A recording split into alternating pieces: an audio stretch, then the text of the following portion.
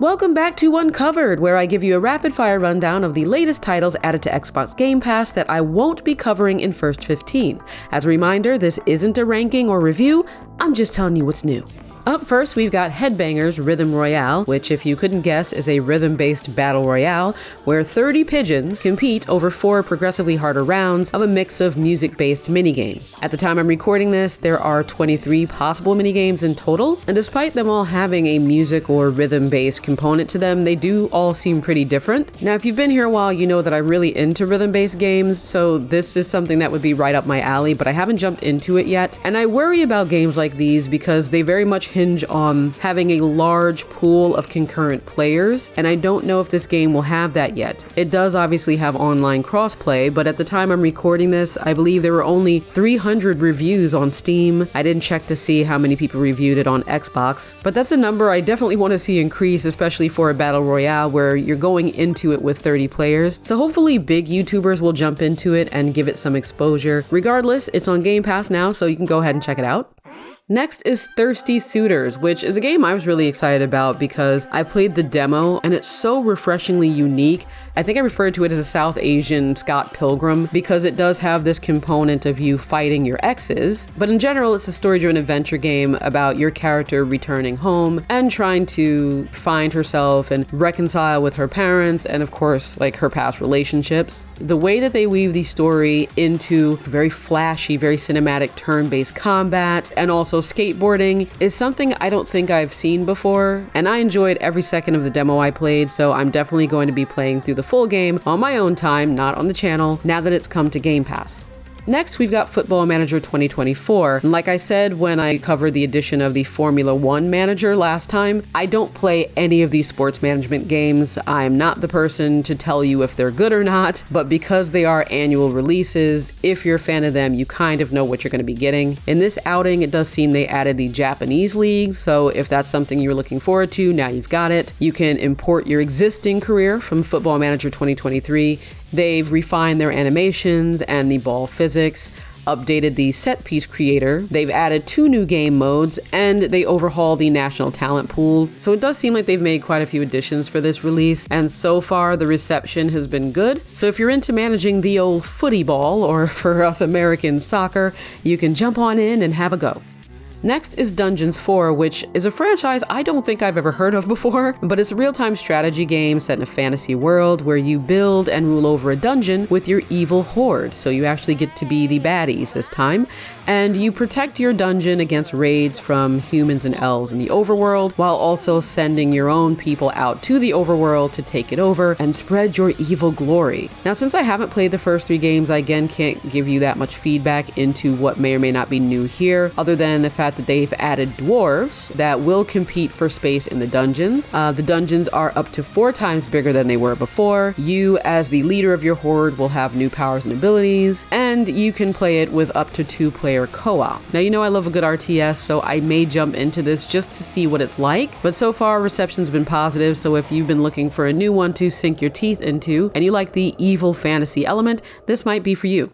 Then we've got Like a Dragon Gyen, the man who erased his name. Now, in the last Uncovered episode, I talked about them adding Like a Dragon Ishin, so this is another spin-off of Yakuza's Like a Dragon series, and it follows Yakuza's OG pro-tag, Kazuma Kiryu, who's playing a secret agent in Osaka. Now, unlike Ishin, which is set way in the past, Gyen is actually set in the timeline between Yakuza 6 and the first Like a Dragon. So if you were looking for a return to that core Yakuza gameplay where you're hitting the streets of Japan doing the thing, you've got that here. Now, I've said before that I'm a huge fan of the Yakuza games, and I think most, if not all of them, are on Game Pass at this point, so if you want to dive in, now you can.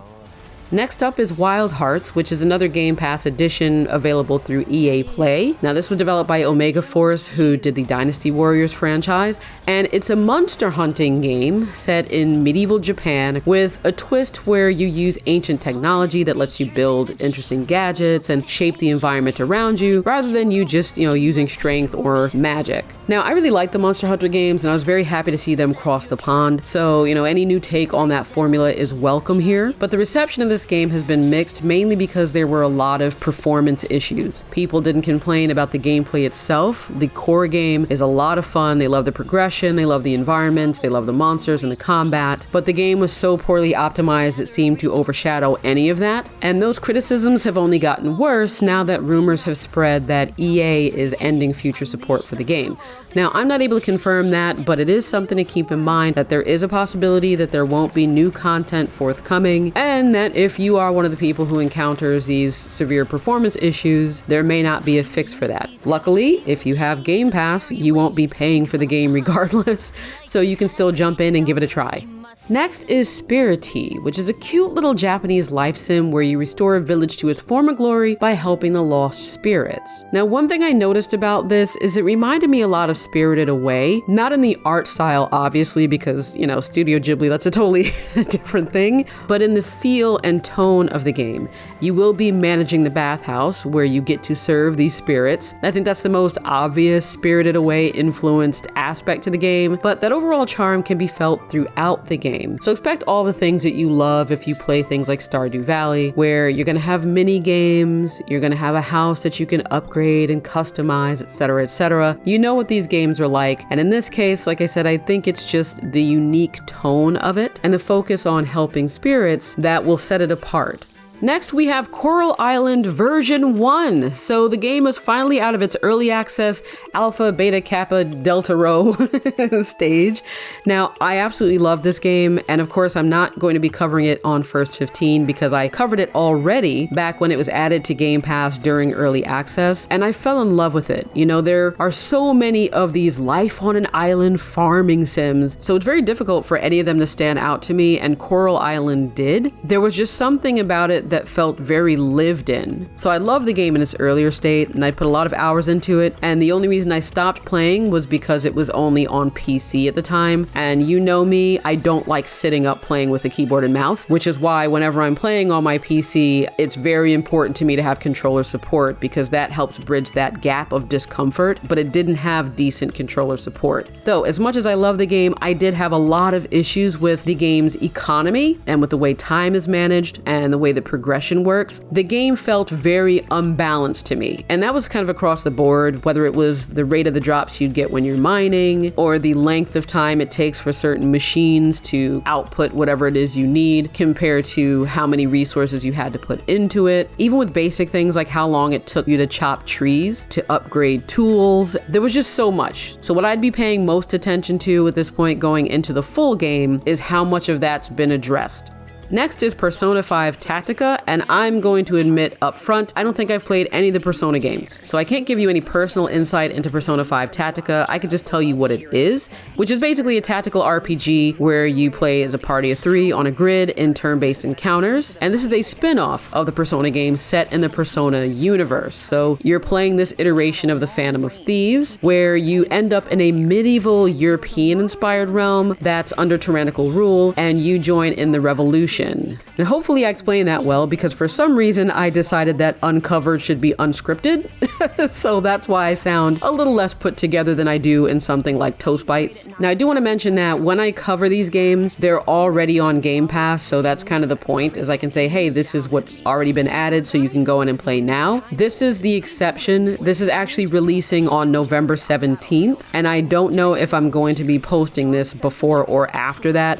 So in the event that I end up posting this before that, I wanted to bring it up that that's when it's releasing. So it'll be on Game Pass on November 17th, along with every other platform.